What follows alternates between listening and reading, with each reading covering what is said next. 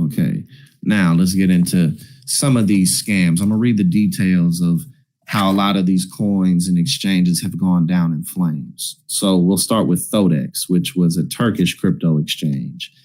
$2.2 billion gone overnight. And one of the reasons why Thodex was sold well, one of the reasons why Thodex sold and did well with the Turkish people initially is because the Turkish economy, they suffer from very hard inflation that's risen to over 30% before.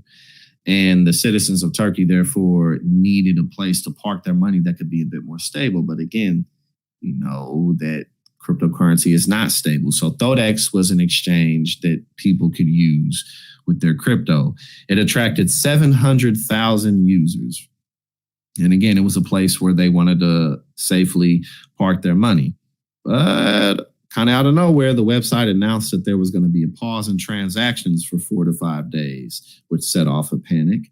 The founder was seen at an airport attempting to disappear to Albania. And Witchstream, which is a blockchain research and whistleblower company, they found that between August 20th and February 2021, August 2020 and February 2021, 5,000 Bitcoin, or $125 million at the time, was sent from Thodex to Kraken, which is another exchange, which looked to be a cash out operation. So what ended up happening was the founders of Thodex, they ended up selling Dogecoin on their platform for cheaper than it was in the market at the time. They sold it then cheaper for what it was. They cashed out and they dipped.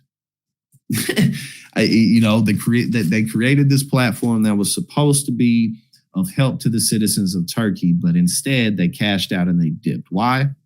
Because they could. Now let's talk about Tether. All right. Now, the thing about Tether is that it is the backbone of liquidity in the crypto market. And again, like I explained before, stable coins are used in exchanges to purchase other kinds of crypto that aren't stable coins. You know, so if let's say you wanted to buy one Bitcoin, which is a little over $17,000 today, you would buy that with 17,000 plus stable coins. That's how you would do it. Because again, this happens digitally and electronically. So that is why that's such a big issue, that crypto has to find a way to keep the stable coin stable, because if you can't keep your stable coin stable, then you can't effectively purchase any of these other coins. So again, now Tether, the backbone of liquidity in the crypto market, and the main way that people buy cryptocurrencies, like I just said, and they have a larger trading volume than Bitcoin. They're not worth more than Bitcoin, but again, Tether's traded more because, again, these are worth $1 and they're being used to purchase all of these other coins. So Tether's stable coins, they're supposed to be eliminated upon exchange for USD to maintain true reserve balance. Like I said, you know, if you use, let's say you use 5 Tether coins, you use 5 of these stable coins. After you spend them, or they're supposed to be eliminated in the database. So again, so that coin reflects the true reserve, but they don't do that. They don't eliminate the coins, and it doesn't reflect the real number. So the value gets all thrown off, right? So Tether's terms of, now we're going to get into the nitty gritty of how a lot of this happened, right? So Bitfinex, they had a big crash too, and they were started by a bunch of known scammers, and in which Bitfinex and Tether were in bed together. And Tether is the backbone of crypto. So within Tether's terms of services, they stated that they reserve the right to not return or redeem anything. They, word for word, they say Tether reserves the right to delay the redemption or withdrawal of Tether tokens. And they also go on to say Tether reserves the right to redeem Tether tokens by in-kind redemptions of securities. So basically, when shit hit the fan, right, and people started wanting to withdraw, They were like, nah. They don't really have to do that. It's in their terms of services, even though they advertised otherwise. They advertised otherwise, but in their terms of services, they said, man, we don't really got to get this back to you. Tether actively avoided audits of their operations, which obviously is a red flag. People need to know that this crypto is actually backed by real US dollars in 100% as much as they say, and not by other cryptocurrencies. But they're like, no, we want to avoid these audits, right? So the collusion between Bitfinex and Tether basically was to infinitely print Tether stablecoins to purchase Bitcoins and never redeem the Tethers afterwards. So a huge pile of unbacked Tethers that should have been deleted sit around to be fraudulently spent. So again, they're supposed to delete the Tether coins after they're spent, but they don't. So they just pile up and pile up and pile up, and they print more and print more. And they have all this fraudulent money that they're just using to purchase and put, profits into their own pockets. Why? Because the markets are not regulated heavily enough. And when people can, they do. That doesn't mean everybody is going to do things or be unethical. But if they can, there's a good chance that at least you're going to attract people who will be. And that's the issue with these companies. So again, that was a collusion. That's what happened with Tether, right? They weren't eliminating their coins. They were just printing them out and spending them as they please, which screwed up the value of the reserve, which ultimately screwed up everybody's money who invested in the coin. A 2017 lawsuit was filed against Wells Fargo. Well, rather, a 2017 lawsuit that they filed against Wells Fargo indicated that both Bitfinex and Tether had no banking. Despite this, Tether continued to issue tens of millions of dollars of Tether, even though neither platforms could receive transfers from the bank. And they still got no audit after that. So what that means is that neither Tether nor Bitfinex could receive cash from the bank, but they were still giving out loans and they were still giving out exchanges on their platform. So people are just wasting and losing their money into the ether at this point. And they still didn't get an audit because these companies are not regulated heavy enough. So again, this is what they did. When they did get an audit, to show the proof of funds, this is what they ended up doing. They used an account that was live for 1 day to show proof of funds. So this is what they did. They sent $383 million into this account that didn't exist the day before. So they just move them. Again, Ponzi scheme type stuff. They don't actually invest the money. They just move it around. So they created this account, and then that day they transferred $383 million to show on the receipt that there was money in the account, even though that account didn't exist the day before. What is that? Ponzi scheme. That is a scam. That is purposeful. That is not an accident.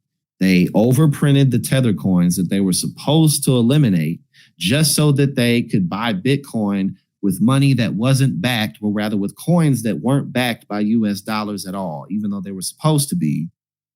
And then they were just shuffling the money around. Just broad, open, just theft. That's all that is. They eventually were fined $41 million in 2021 for lying about their stablecoin being 100% backed by actual currency. So I could talk about that all day, but we got a lot more to talk about. So let's talk about Celsius. Celsius, they artificially inflated their company's holdings. Liabilities actually exceeded their assets since February 28th of 2019. So, of course, they didn't really want to show that. So they just artificially inflated their holdings. Again, these holdings that aren't real holdings. They're just other cryptocurrencies whose volatility is through the roof. It's just a bunch of fraud. It's just fraud. Customers with Celsius ended up losing $5 billion, and that set off other coins to crash. Reported $4.3 billion in total assets, but $5.5 billion in liabilities, including $4.7 billion it owed to customers. So they just lost everything. Again, Ponzi scheme, fraud. Bitcoin savings and trust. This is an older one. Trenton Shavers was charged in 2013 for the Ponzi scheme. He raised 700,000 Bitcoin between 2011 and 2012, which amounted to $4.5 million at the time. He promised investors 7% weekly interest, but they lost all their money because he took it. Shiba Inu tokens held a $13 billion valuation. It plummeted nearly 75% in value. OneCoin. Let's talk about OneCoin. This is one of the early crypto frauds. This launched in 2014. Millions of investors were defrauded in $4 billion Ponzi scheme. The founder, Ruja Ignatova, she disappeared in 2017. She ended up going on the run. BitConnect launched in 2016, hit an all-time high in December of 2017. A few months later, it was worth nothing. Another Ponzi scheme. Aggressive marketing promised 5% to 1% returns in one day. And again, a lot of these schemes will promise 10+% returns in one day, which again, nobody can promise you that. So if someone's promising you returns that large, you know that's a scam. Internet computer skyrocketed. That's a coin. Internet computer skyrocketed to $45 billion, their market cap, and became a top 10 cryptocurrency virtually overnight, but the prices ended up tumbling by 90%.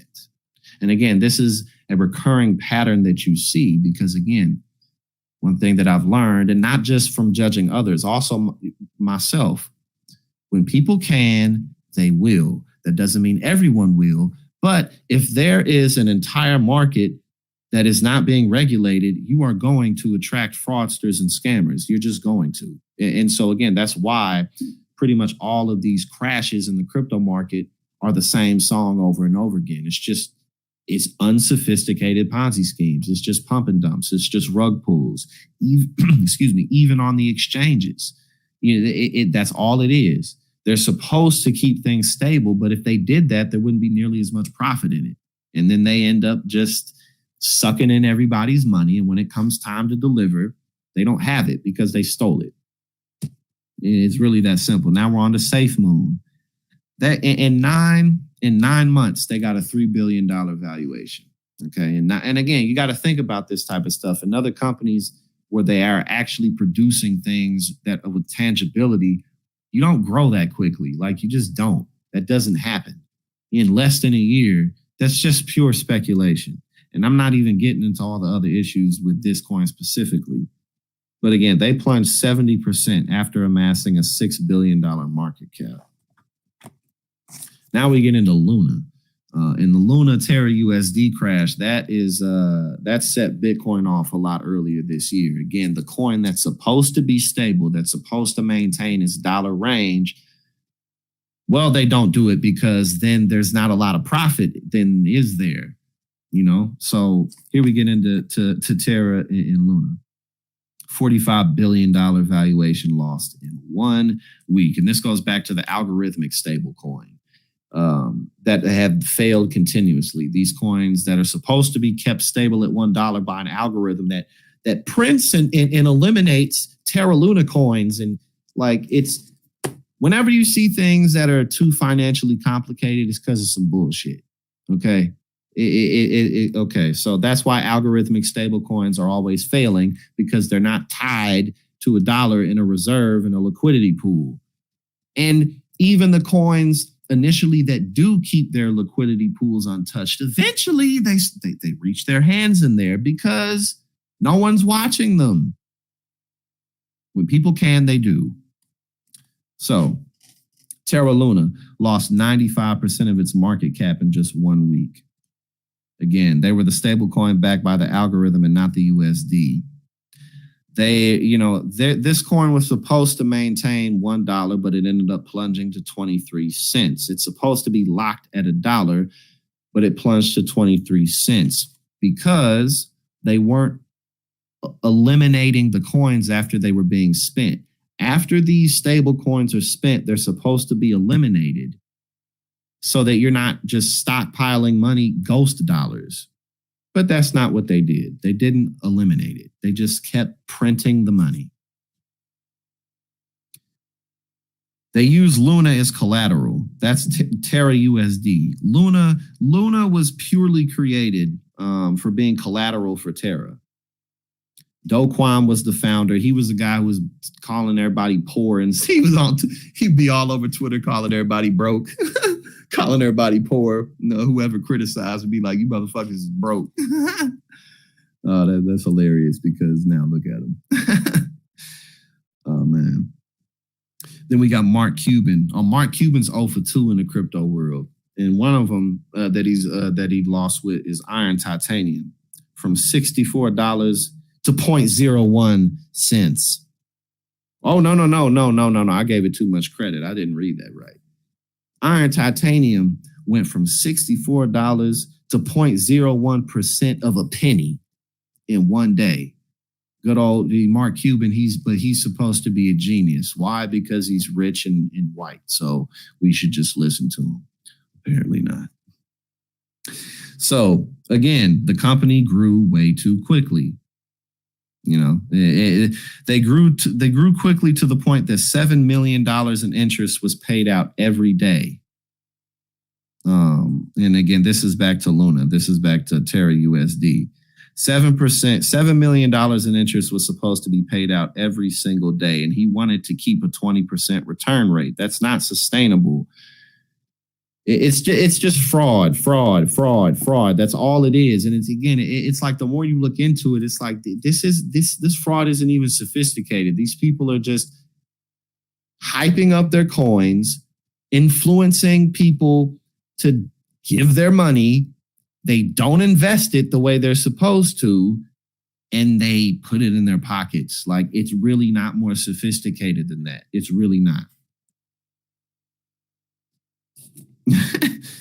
So again, people piled in during the 2021 crypto crash, and the yields and other coins dropped. So when Luna and Terra USD, when they crashed, everything else crashed.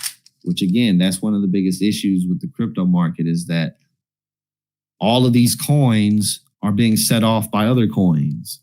So it's like, who can make money in this market except for rich people, more importantly, who are scamming? How else are you supposed to really have any confidence in this? Like right now, Bitcoin is worth a little over $17,000 at the time of this recording, but it was over $30,000. It was well over that. So again, it's like, regardless, you lost money, unless you're looking to do a quick pump and dump scheme, there's really no way to make money in this. Until stable coins are truly stable, there's no way to really make money in this investment. Until there's not 1,000 trillion crypto coins, there's no way for the market to be stable. There's too many damn coins, and there's too much fraud because there's not enough regulation. And for all the people who don't want regulation in the crypto markets, well, this will continue to happen until people just totally lose faith in it. So if you want people to believe in crypto at all, I mean, it still ain't money. It ain't going to be money. You know what I'm saying? It's a stock that you can turn into money. But if you want people to use and believe in crypto at all, you're going to have to get with the fact that there needs to be regulation and centralization. Otherwise, it's just going to continue to attract people who do Ponzi schemes. Now, we're going to talk a little bit about the highlights with FTX. I know you didn't heard a lot about it, so I'm not going to go on and on too much about it. But again, just to show how easy it is to do stuff like this when no one's watching. Okay.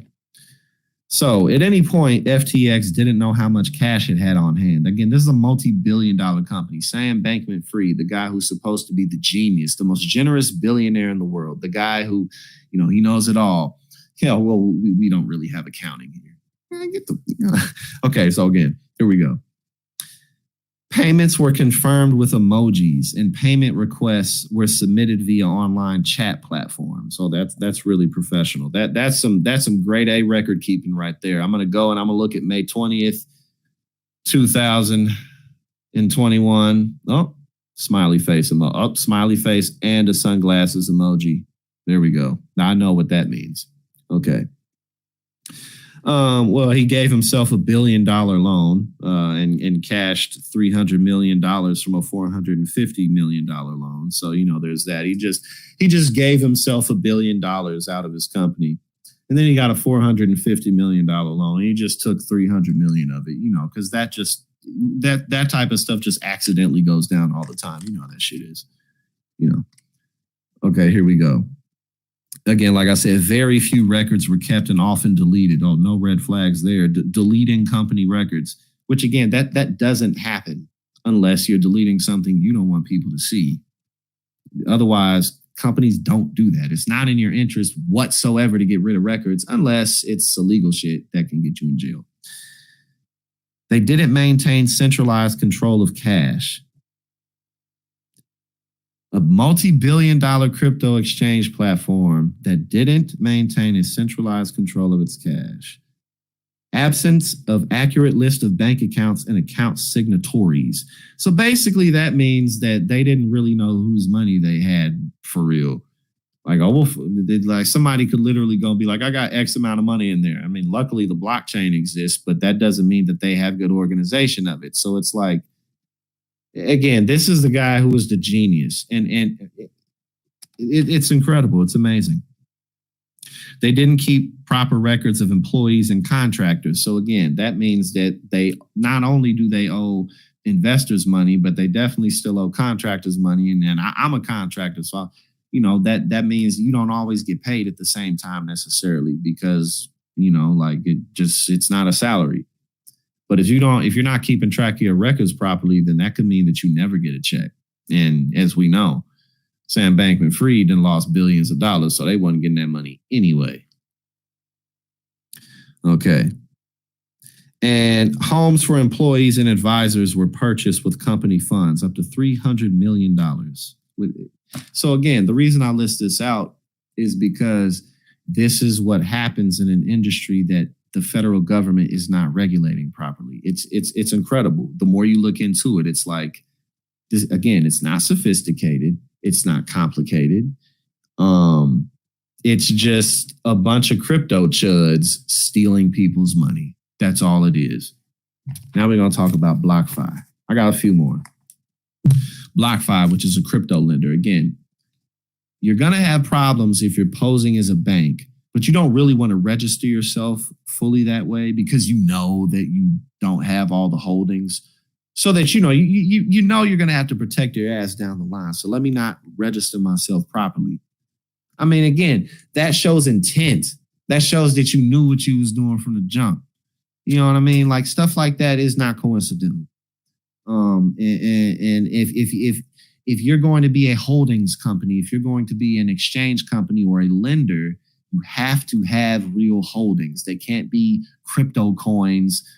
Look, today, for instance, Bitcoin's value is over 17,000, but last week when I looked at it, it was at 16,000 something. So again, it's like all of your holdings are coins whose values is like this. Nah. So BlockFi, they just filed for Chapter 11 bankruptcy on Monday. And they got tied up in the FTX collapse because they agreed to provide BlockFi with $400 million credit line in June. Because they needed that when the crypto market took a hit earlier this year, which made BlockFi financially entangled with FTX. BlockFi suspended withdrawals a few days after FTX's collapse. So again, it's not. It could be easy to be like, oh well, they had their money tied up in the FTX, but don't overlook the fact that they didn't have any damn money. Even though and again, I'm gonna get into these numbers. They didn't have any money, even though they had all these customers, even though they had all these people spending money on the platform. No, these people are scamming. Okay. So as of 2020, so here we go. As of 2021, BlockFi claimed more than 450,000 retail clients who could obtain loans in minutes without credit checks. Oh, well, that doesn't sound like a red flag. You're giving people loans who can't qualify for loans at real banks. Okay. That should scream red. That is a scam. that there's a reason, whether you like it or not, why everybody don't qualify to get loans. Now, obviously, there's issues with the system, but willy-nilly giving out loans left and right to that many people who probably can't qualify for them is a problem. That is a problem because you're giving away money that you can't get back. So again, it doesn't matter that, okay, so what? They didn't get their $400 million loan from FTX. They're giving out loans to people who don't have any money. So either way, their business practice is ridiculous. Okay. $100 million settlement. So this is BlockFi. So they ended up doing $100 million settlement with the SEC in February, with BlockFi's lending arm over registration failures. They were offering loans but failed to register them as securities or to register themselves as investment companies. Okay. And BlockFi also made false and misleading statements about the level of risk in its loan portfolio and lending activity. And, when you see stuff like this, you really kind of come to the conclusion to where it's like, how are these companies allowed to operate? These companies whose valuations are going into the billions in a handful of months, with this to the moon, get rich quick culture where they have these celebrities that they stampede in front of the camera and they say, you're going to get rich really fast if you, put your college savings, put all your work savings into this crypto platform. But at the same time, these platforms don't register themselves as securities exchanges. They don't register themselves as lending agencies. And they purposefully don't eliminate tokens they're supposed to eliminate upon exchanges. From the jump, these people had the plan to commit fraud, but they thought they would get away with it. So again, don't give these people any grace that they don't deserve. Because when you see that this is happening so repetitively, you know that these people are coming here with the purpose to rip people off. Let's talk about Genesis. I got two more. Genesis.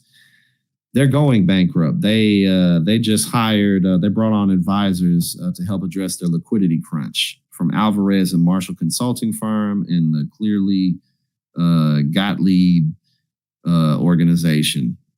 They have $175 million of assets that were stuck at FTX. But again, that's a cheap scapegoat. It's a cheap scapegoat. You can say, oh, we're ruined because of FTX, but FTX is doing the same practices that everyone else is doing. So it's only a matter of time before all these other platforms go down as well.